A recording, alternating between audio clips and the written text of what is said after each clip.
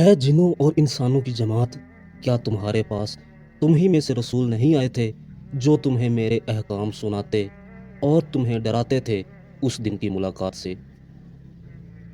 یہ آیت اس بات کی واضح دلیل ہے کہ جس طرح بنی نوح انسان میں پیغمبر بھیجے گئے، اسی طرح قوم جنات میں بھی انہی میں سے نبی بھیجے گئے۔ جنات کو آگ کے شعلوں سے پیدا کیا گیا۔ جنات علم ادراک اور صحیح و غلط میں فرق کرنے کی صلاحیت رکھتے ہیں۔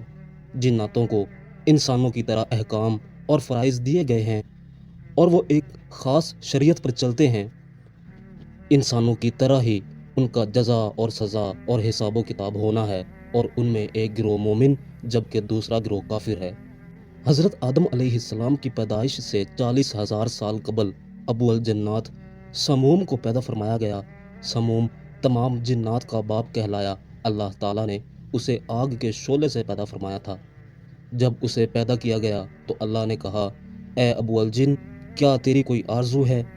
اس نے کہا، میری تمنا ہے ہم سب کو دیکھ سکیں لیکن ہمیں کوئی نہ دیکھے، اور میری نسل کا ہر جن ہمیشہ جوان رہے۔ اللہ نے اس کی یہ تمنا پوری فرما دی، لہٰذا جنات ہر مخلوق کو دیکھ سکتے ہیں لیکن دوسری کوئی مخلوق انہیں نہیں دیکھ سکتی، اور جب وہ مرتے ہیں تو زمین میں غائب ہو جاتے ہیں، اور ان کا بوڑھا بھی جوان ہو کر مرتا ہے، یعنی انہیں بچے کی طرح کم عمری میں لوٹا دیا جاتا ہے۔ پھر اللہ نے اس کی بیوی مرجا کو پیدا فرمایا۔ ان دونوں کے تعلق سے ایک لڑکا اور لڑکی کی پیدائش ہوئی۔ کچھ عرصے بعد ان کی بھی لڑکے اور لڑکیاں پیدا ہوئیں۔ اس طرح ان کی تعداد اور نسل بڑھتی چلی گئی اور وہ 70,000 کے قریب ہو گئے۔ لہٰذا اللہ نے ان پر قانون نافذ کر دیا، اور پھر وہ جوڑوں، خاندان اور قبیلوں کی شکل میں رہنے لگے۔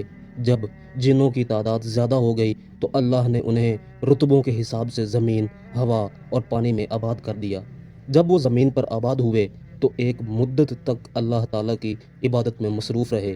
پھر وقت گزرنے کے ساتھ ساتھ انہوں نے اللہ کی نافرمانی شروع کر دی اور زمین میں خون ریزی اور فساد برپا کرنے لگے۔ ان کا ایک بادشاہ تھا جس کا نام یوسف تھا۔ اللہ نے یوسف کو نبوت کے عہدے پر فائز کیا تاکہ قوم جنات کو ہدایت ملے۔ یہ قوم جنات میں بھیجے گئے پہلے نبی تھے۔ جب انہوں نے قوم جنات کو دعوت حق دی تو جنوں نے انہیں قتل کر دیا۔ لہٰذا اللہ نے بطور سزا دوسرے آسمان کے فرشتوں کا ایک لشکر بھیجا۔ اس لشکر کا نام لشکر جن تھا۔ ان میں ابلیس بھی تھا جو 4,000 جنوں کا سردار تھا۔ چنانچہ وہ لشکر زمین پر اترا اور زمین پر بسنے والے تمام جنات کو نکال پھینکا اور انہیں زمین سے جلا وطن کر دیا۔ ان کو دریاؤں اور جزیروں میں بھگا دیا گیا۔ جنات سے جنگ کے بعد عزازیل یعنی ابلیس نے اللہ سے التجا کی کہ اسے زمین میں ہی رہنے دیا جائے، لہٰذا وہ وہاں آباد ہو گیا۔ اس کی نسل خوب بڑھی۔ اس کی کثرت عبادت کی وجہ سے اسے 7 آسمان اور جنت میں بھی جانے کی اجازت ملی۔ پھر ابلیس نے روئے زمین کے جناتوں کو اپنے ساتھ ملانا شروع کر دیا۔ جنات کے 4 قبیلوں نے ابلیس کے ہاتھ پر بیعت کی، جن کا نام خن، دام، ممتاز اور مرامس تھا، جبکہ جنات کے 2 قبیلوں نے ابلیس کے راستے پر چلنے سے انکار کر دیا۔ اور بعض مورخین نے لکھا ہے کہ عزازیل ابلیس بھی جنات کے قبیلے سے ہی تعلق رکھتا تھا۔ اس نے جنات کے قبیلے بلوجان کی ایک لڑکی سے شادی کی اور اللہ نے عزازیل کو ہزاروں بیٹوں اور بیٹیوں سے نوازا۔ جب سارے سرکش جناتوں کو ختم کر دیا گیا تو وہ وقت حضرت آدم علیہ السلام کی پیدائش کا وقت تھا۔ پھر اللہ نے فرمایا، میں زمین میں اپنا نائب بنانے والا ہوں جو انسان ہوگا۔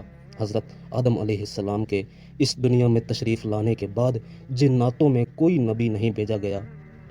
اس زمانے میں جناتوں کو ان پیغمبروں کی پیروی کا حکم تھا جو انسانوں کے درمیان مبعوث ہوئے تھے، لیکن جناتوں میں شر انگیزی اور فساد بڑھتا چلا گیا، یہاں تک کہ اللہ کے پیغمبر حضرت سلیمان علیہ السلام نے ان پر اللہ کے حکم سے قابو پایا اور انہیں دوبارہ ان ویران اور پہاڑوں میں جانے کا حکم دیا۔